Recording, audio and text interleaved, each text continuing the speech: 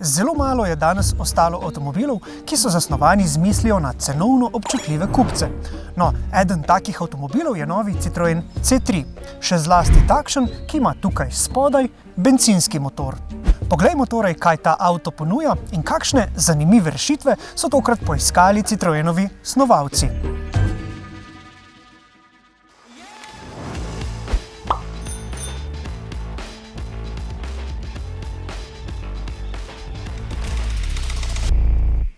A je novi C3 nizkocenovnik oziroma kaj ta nizkocenovnost oziroma ugodna cena pravzaprav pomeni po Citroenovo?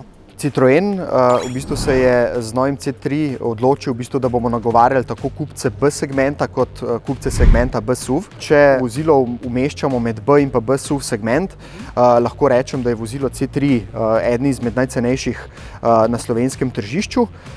Zdaj s ceno nekje okrog 15 000 evrov za tisto vstopno izvedenko z bencinskim motorjem. Kaj to pomeni, da je avto nekje med B in B SUV segmentom? Se pravi, tukaj bi izpostavil odmik od tal, ki je kar 197 mm na termični izvedenki, hkrati pa ga je znamka naredila kar 100 mm višjega. V bistvu imamo še vedno zelo kompaktno vozilo, ki je okretno v mestu, enostavno za parkiranje, enostavno za manevriranje, hkrati pa ima tiste SUV lastnosti, ki jih v bistvu stranke danes na slovenskem trgu v bistvu zelo cenijo.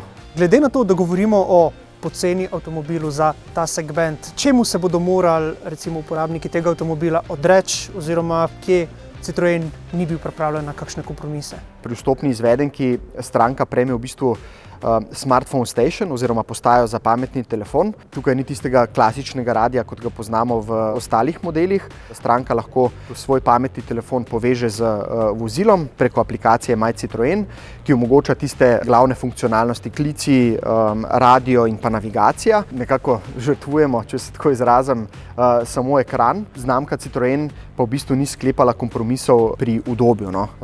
Že od vstopnega nivoja naprej imamo vzmetenje s progresivnimi hidravličnimi omejevalniki. Kaj pa ta srednji nivo opreme? Kaj ta nivo pravzaprav prinaša? V primerjavi s tistim nivojem, ki smo ga prej opisali, drugi nivo opreme za ceno okrog 16 500 evrov ponuja že zaslon, 10-palčni zaslon na dotik. Hkrati pa, kar se tiče notranjosti, ponuja tudi sedeže Citroen Advanced Comfort. Se pravi, to je ta nivo, za katerega pričakujete, da bo največ povpraševanja po njem? Tako je. A je to Citroen pomeri za slovenski trg? A je to recimo segment vozil, za katerega slovenski kupci smatrajo, da ga Citroen obvlada? Vozilo C3 v bistvu predstavlja približno, da imamo predstavo okrog 25% prodaje.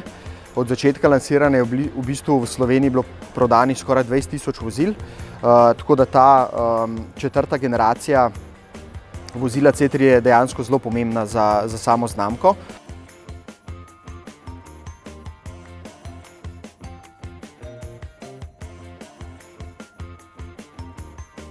C3 po mojem mnenju ponuja dovolj tistih značilnih elementov, ki jih ljubitelji Citroena želijo oziroma jih tudi znajo ceniti. No pa čeprav ta avto morda ni tako tehnično kompleksen in pa raznovrsten v svoji ponudbi kot kakšni Citroeni višjega ranga. Prvi takšen element je njegov dizajn. Poglejte, pri takšni nekoliko bolje opremljeni različici imamo za moj okus precej privlačno dvobarvno zunanjost in še nekaj manjših oblikovnih in barvnih poudarkov, s katerimi znajo Francozi precej dobro začiniti videz avtomobila. No, en element, ki nakazuje na racionalizacijo, pa so na primer tele strešne sani. Sani v našem primeru niso pobarvane, s takšnimi dodatki pa je Citroen nekako kovanec na kovanec uspel znižati končno ceno vozila.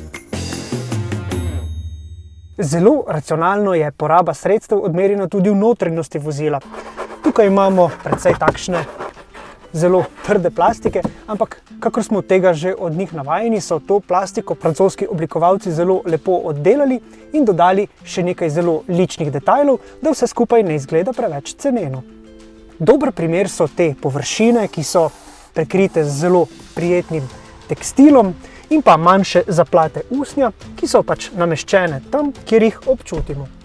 Pri tej različici imamo tudi takšne dvobarvne sedeže, no ampak ta dvobarvnost ni tisto najpomembnejše, kar moram omeniti, ko govorim o sedežih. Tekom tega testa sem se podal tudi na nekoliko daljšo, približno 500 km enodnevno vožnjo po avtocesti, no in kljub temu, da ta sedež ni nastavljiv v ledvenem delu, nisem imel prav nobenih težav z bolečinami v hrbtu oziroma križu. K temu botruje predvsem dobra oblika sedeža, obenem pa tudi debelejši sloj pene, ki so ga pri Citroenu namestili na tale sedalni del. Sicer pa je položaj sedenja odslej nekoliko višji kot pri predhodni generaciji modela C3, no in odslej, po vzoru nekako Peugeotovega iCockpita, merilnike gledamo nad volanskim obročem in moram reči, da sam s tem nimam povsem nobenih težav. Všeč mi je tudi nov Citroenov volanski obroč, ki je zelo majhen, spodaj je prirezan in na ta način do neke mere celo športen, no na njem imamo nekaj fizičnih gumbov z osnovnimi funkcijami. No, nad volanskim obročem pa gledamo tale zaslon merilnikov, ki je prav tako zelo preprost, obenem pa je tudi zelo dobro skrit v senco, ki jo nad njim zagotavlja tale dolg plastičen previs. Všeč mi je tudi tale zelo enostaven osrednji zaslon, ki je, poglejte, zelo dobro odziven. No, tale zaslon je v resnici namenjen samo multimediji in pa navigaciji, sam pa sem ga kar hitro povezal s svojim telefonom in na ta način uporabljal Googlove zemljevide. Dobro je, da lahko med to brezžično povezavo brezžično polnimo tudi mobilni telefon, no nad tem polnilnim mestom pa imamo tudi nekaj takšnih fizičnih gumbov, s katerimi lahko zelo enostavno nastavljamo klimatsko napravo in tako ne rabimo zelo nadležno pritiskati po zaslonu. Fizično s povsem, poglejte, klasičnim ključem pa zaženemo tudi bencinski motor tega avtomobila. Pa poglejmo, kako se obnese.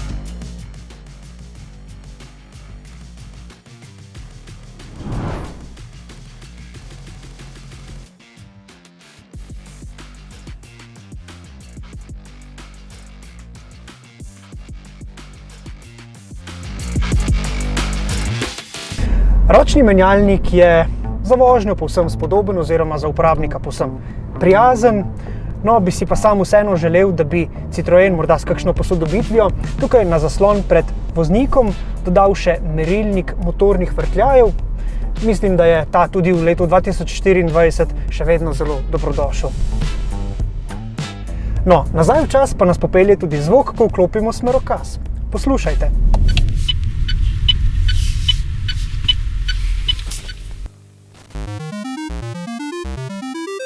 No, pri vožnji nimamo na voljo kakšnih voznih načinov, tistih eko, sport in tako naprej.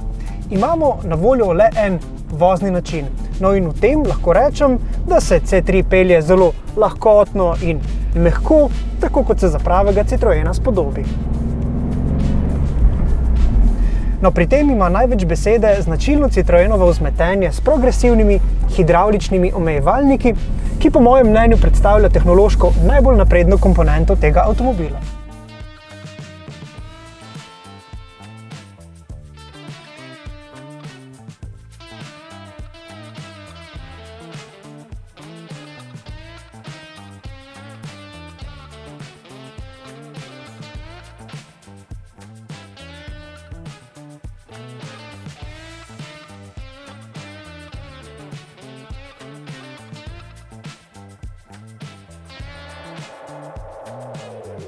C3 je torej namenjen tistim uporabnikom, ki jim odgovarja enostaven oziroma tehnično preprost avto. No, v njem se boste povsem dobro počutili in to velja tudi za zadnjo klop, kjer je, poglejte, prostornost glede na zunanje dimenzije avtomobila po mojem mnenju precej presenetljiva. To velja tudi za prtljažnik, poglejte, tale luknja ima prostornino 310 litrov in to pomeni, da je prtljažnik za ta segment vozil povsem v redu. No, pa čeprav imamo opravka s takšnim precej visokim nakladalnim robom.